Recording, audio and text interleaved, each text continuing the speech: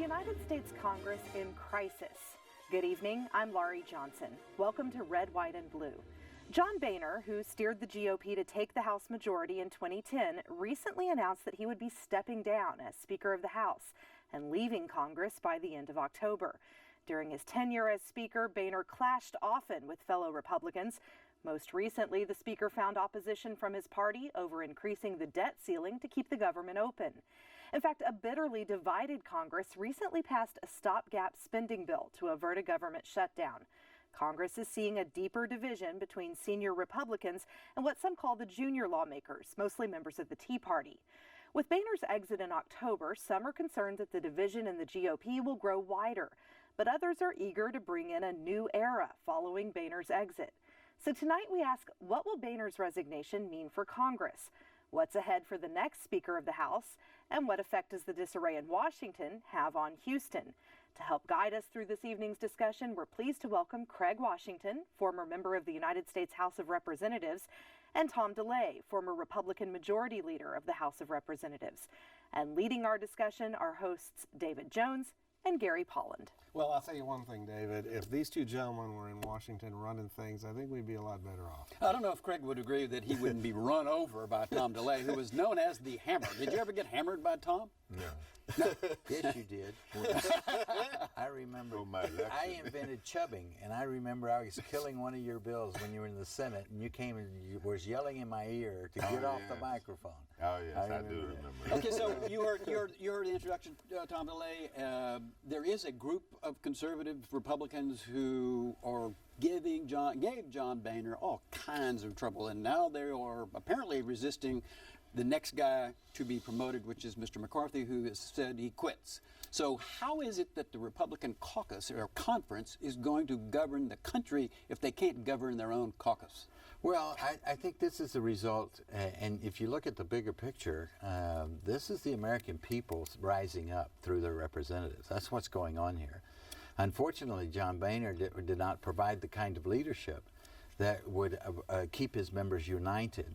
The old days where you had a conservative group of Democrats and a liberal group of Republicans that could work together are no longer there. The parties have pretty much divided, and but all the Republicans are conservative, just a matter of degrees. It's the leadership that you're seeing. The failure of leadership leads to chaos. And these members are going all over the place, doing their own things, and the result is what we've seen happening this week. Were you not involved in running the Speaker out of office, Speaker who put the contract to where the His American... name was Newt Gingrich. Yeah, that's right. Weren't you involved in running him off? No, not necessarily. There was a coup.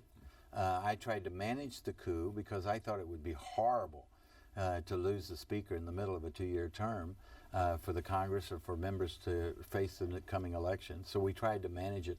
But in the end, we had, after the elections of 1996, or 98 I think it was, we only had a 5-vote margin, and 10 members sent a letter to Newt Gingrich saying they would not vote for him, much like what happened this week. And he knew he couldn't get 218 votes to be Speaker, so he resigned. Craig Washington knows who can get 218 votes. Do you not, Craig? You know who can get 218 votes, and he may even be at this table. Tom DeLay can get 218 votes. Tell us how that could happen. Well, I learned today from my leader, the majority leader, that you don't have to be a member of the House of Representatives to be elected Speaker. And I'm not just saying that in just a tongue-in-cheek.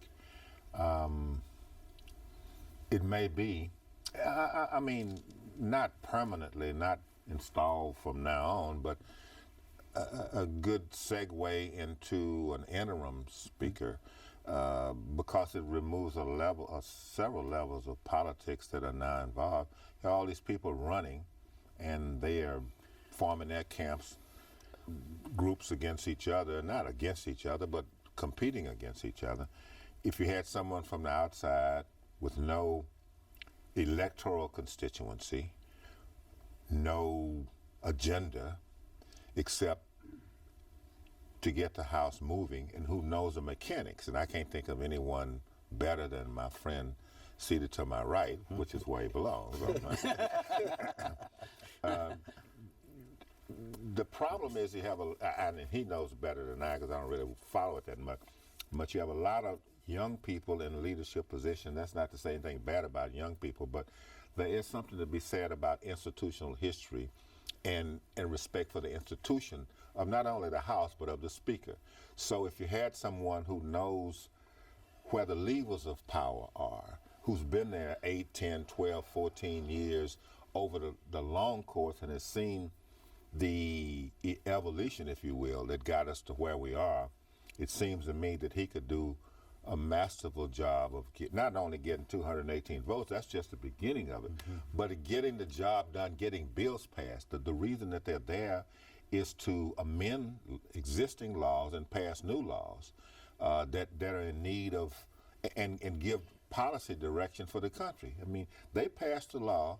The president's job is to faithfully execute the law, and the court's job is to interpret the law. Right. Well, let me ask you this, Tom. You were around when we had a Democratic president, Bill Clinton. Bill Clinton won re-election, but you guys won the House again, and I believe you had the Senate too. And I think it's fair to say many people think that was a time when people found a way to work together. You found a way to work with Bill Clinton. You got things done. You were able to pass welfare reform with Clinton's help. You were able to get close to balancing a budget. And No. We did balance the you budget. You balanced the budget. Had a $650 billion surplus. And you had a liberal Democratic president who worked with you. So what's the difference between then and now? Leadership. Right. The difference is I insisted, I was majority whip and then became majority leader. Newt hated agendas. We opened with an agenda called the Contract with America, and we did exactly what we told the American people we would do. After we did the Contract with America, Newt didn't want any more agendas. And I insisted on an agenda because I was trying to herd these cats. I was the guy that had to provide the votes. And I wanted an agenda that they bought into, that they helped develop. See, John Boehner hated agendas. We had an agenda from 1996 to 2006 every year, and then we forced the Senate to come in with us. Now, when we started out, we had to send a signal to Bill Clinton that he wasn't going to run over us, that we were crazy enough to run off the cliff. And we gave him a budget. He vetoed it. The government shut down for 26 days, and you read his book. He knew that we were something to be dealt with. We weren't running out there saying, "Oh, we're not going to shut down the government." Oh, we're not. We were telling the president what our preemptive surrender. What do you think happened to McCarthy? I mean, here's a guy that was set up. He's next in line. He's to be speaker. He then announces, "Oh, well, Benghazi.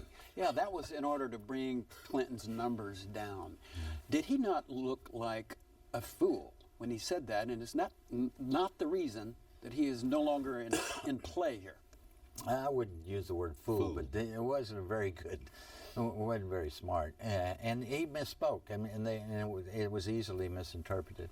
He didn't misspeak. He told the truth. In my opinion. But there are certain things that we say inside the group that we don't say outside the group, and he misspoke outside the group of those who serve. For what purpose? Because it wasn't very timely. If you read it, if you listen carefully to what he said, he was bragging. Okay, so you think that's what precipitated the That's Republicans' part of it. lack of confidence? To be honest with you, I don't know. I'm sure it was a personal decision, maybe.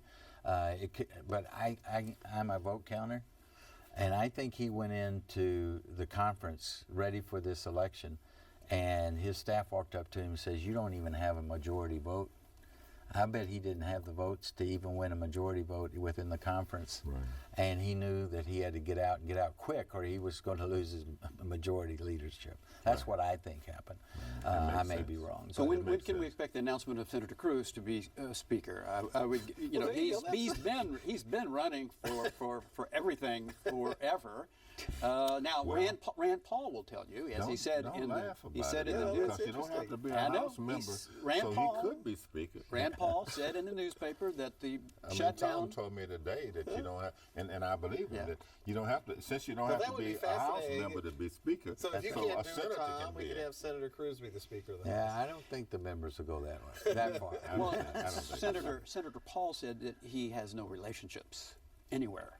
He is not well regarded by his colleagues. You mean Mr. Cruz? Cruz is? Right, right. That's what Rand Paul said in the newspaper this week. That's probably true. I mean, when you talk about the majority leader of his own party, you're kind of painting yourself in a corner. I mean, he talked about Mitch McConnell, Senator McConnell, in very disparaging terms. I mean, you can't paint yourself in a corner where you don't have any friends up there. Well, and I think it's fair to say, Tom, that Ted has decided that he's going to run against Washington like he did when he ran for the Senate. He's running against Washington for the White House, and he's running against the establishment leadership because he feels, unlike when you were one of the key leaders, that we're not getting anything done. Well, he proved it because he beat an incumbent lieutenant governor. He did. I mean, for the Senate, there's no small task. No, it was huge. And he's doing, Frank, and it's stepping on toes, but he's doing what the people are demanding they're doing, get what they promised, and that's what's forcing all that you see going on in Washington right now. People have had it, at least Republicans have had it with their leadership, and they want major change within their leadership. Is there any opportunity, and this is for both of you, that for the parties to work together on anything at this point, or are the lines just so drawn and so polarized that there's no hope to work with the other side? There's got to be some change first. Let me pick up on something that several of you have spoken of, just in my humble opinion. The reason that we're in the position that we're in right now is because we, as a populace, have allowed politics to become popularity contests. We have people who run for office who make promises that they know they can't keep. That to me, I mean, you can make a promise that you're going to work for, but when you know that if you pass a bill, the president's going to veto it, you're pimping the people who believe in that when you're out there telling them, vote for me, I'm going to go to Congress or wherever, and I'm going to do thus and so. And the people believe that. Those are the people who are disenchanted. That's why the Tea Party and these people are disenchanted. And it's not just on the Republican side, it's on the Democratic side too. They're just not as vocal. But politics has got to get out of the business of just worrying about elections. The problem is if you just worry about getting yourself elected, you don't worry about a policy and agenda. That's why I'm not kidding about this man being speaker, or someone like him, is because if you respect the institution, then you don't lie to become a part of it. I mean, you say you're going to repeal Obamacare, and you know that's a physical impossibility. If you studied high school civics in the 10th grade, you know that can't be done. So when you tell people vote for me and that's going to happen, they got a right to be mad at you when you get up there. And first of all, you don't do it. But second, you don't even try. That's the problem. And so to me, that's why we're in the position we're in now. Kevin McCarthy may be a wonderful man. I don't know him. I didn't serve with him. The leader was there they kind of overlapped right at the end. But he's been there 3 terms, 4 terms. You don't get to understand how Congress works with all due respect. At least 2 or 3 terms. At least 2 or 3 terms to figure out where the restrooms are and stuff like that, you know. Is it the case that they're also misleading voters and saying that elect me and my side and we will eliminate that procedure called abortion, knowing full well that, you know, that takes 5 votes on the Supreme Court? I mean, why aren't we treating? Well, let me correct you. I'll put it to you this way: why aren't we treating every young man who wants to come get a gun that he's got to go get his parents' consent? He's got to go see a video that shows the destructiveness of that weapon. He's got to have a mandatory waiting period, like we have for women. They have to have a mandatory waiting. Pretty why sensible. don't we make it pretty easy? It's called the Constitution, and doesn't allow you to do that. But he did mention Planned Parenthood, Tom, and there's a lot of concern among lots of folks about all the videos we've seen. They say they're not true. The people who took videos say they are. Well, we can get into a constitution. I believe that we're in a constitutional crisis in this country. We have a lawless president. We have a lawless Supreme Court, and we have a Congress that doesn't know what they're doing. You want to get into Roe v. Wade, I'll be glad to. That was a lawless decision. It should have never been supported by the executive branch or the legislative branch, and the states should have never recognized it. Just go back and read the Constitution. In Article 3, there is no enforcement mechanism in Article 3. A ruling by the Supreme Court is only an opinion unless it is enforced by the legislative branch, by the executive branch, and or the states, or the people themselves. The legislative branch doesn't have the power to enforce, only the president. That's right. The Constitution says that the president shall faithfully execute the law. I disagree with my friend on this matter. President Eisenhower enforced Brown versus Board of Education in Little Rock, Arkansas. That's his job to do that. The problem we have here, and we can disagree about the lawlessness of the president or of the court, but the problem is, unless we are willing to engage in this experiment that say, when I win, you obey. When you win, I obey. The problem is when we allow people to disregard a Supreme Court decision. I don't agree with all of them. I didn't agree with Bush versus Gore, but I didn't go right by doing anything about it. Did you agree with Dred Scott? Of course I didn't agree with but if I had been alive then, I would have followed the mandates of it until the law changed. The problem but Abraham Lincoln defied the Supreme Court. He was the president. I'm just a lowly slave back in those days. But my point is this: we can't have. We shouldn't allow what we can't allow. But there's coming up against the notion of anarchy when you say that the Supreme Court is not the final decider whether we like the decision or not. Just like baseball. Man slides in the home base, you can appeal the ruling and all of that stuff, but at the end of the day, whatever he calls it, what the Supreme Court calls it in a 5-4 decision, see, they talk about the 5-4 decisions when they go against them, but they don't talk about them when they go for them. Yeah, but here's part of the problem. Right. I think what Tom's talking Yes. about is this. The Supreme Court has butted its way into basically legislating. Always has. And it shouldn't. Marbury versus Madison. Right. That was probably wrongly decided. But when the too. Supreme Court does that, the Congress and the executive branch have every right to hold them accountable and stop them. And it's not just... But tell them how they need to stop. We can stop them by statute, an amendment to a statute. Right. You have to do it through the law. That's right. Otherwise, it's anarchy. There you have to been many do it. Supreme Court decisions that have been corrected by Congress. Of course, and that's the only way. That's the only legitimate way under our Constitution to do it. And that's Well, what he's Roe talking v. about. Wade has never been enforced. There has been no statute passed by Congress or the state legislatures enforcing Roe v. Wade. Or repudiating it, either way. Or repudiating Well, it. but it's been limited. But We passed just legislation limiting accepted it. it. Right. But the Supreme Court says And that killed it's all right to do 60 that. million babies. Right. And there would be nothing unconstitutional, and it's never been challenged as unconstitutional to have a background check before you can have a weapon.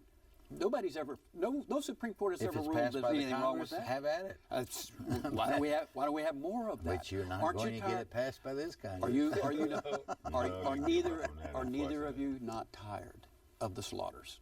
Do what? Yeah, Are you we not both are. tired and sick I'm of the tired of slaughters? We crime. got grandchildren. Yeah.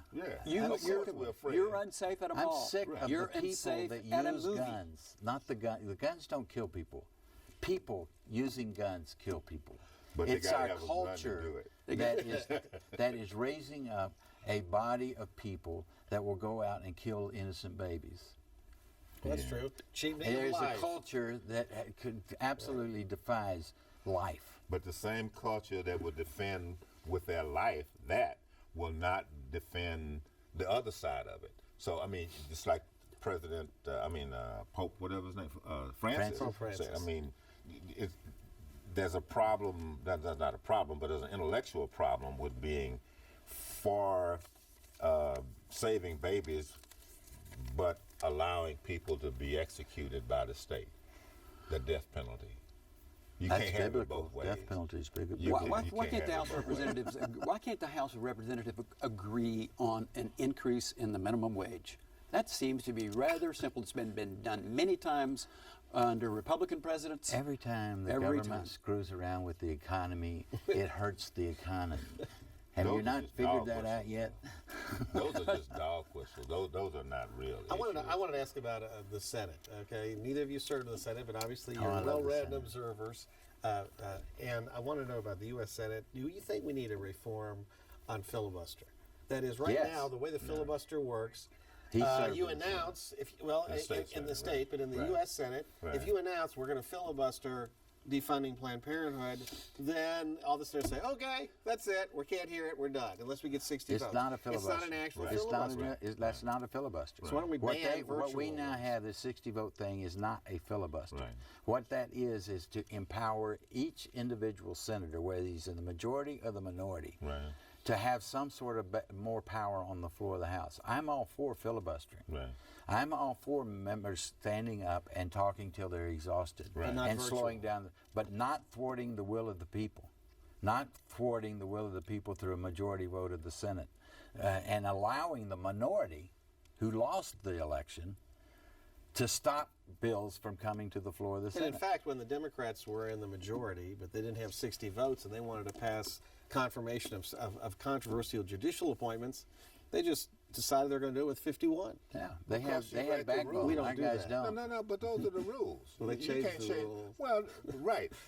Every session of Congress has to adopt its own rules. You're not bound by any But previous when the session. Democrats were frustrated, they said, okay, for these purposes, we're only going to do 51. Republicans have not done that because our friend Mitch McConnell, who's been around in Senate, I mean, he's been in the Senate But what's your point? Gary, the thing is That he's agreed. what it is the Republicans today who are in the majority are scared to death to be in the minority after the next election, and they don't want the same thing to happen to them that they would be doing to the Democrats. they But they'll When do it they got anyway. elected. They're going to do it anyway if If they they were want. if they were that afraid, Tom DeLay, why were they beating up on Miss Richards at that hearing over Planned Because she Parenthood? deserved why, every minute why of it. beat up on a woman right in Who's public? killing That was a babies and House. selling baby parts. That was a a House. House committee, Yeah. wasn't Yeah, it? That was a it's House a House committee. committee. House Right. committee. That wasn't- It's we like were talking you wanna about some- Harvesting baby parts. Oh, come on, man. That's what they're doing. You It's, believe that? I Yes, do. we Of course do you that. don't believe We that. believe it. No. course. You haven't seen the film. You Oh my notice some God. people out there that will dog whistle and jump up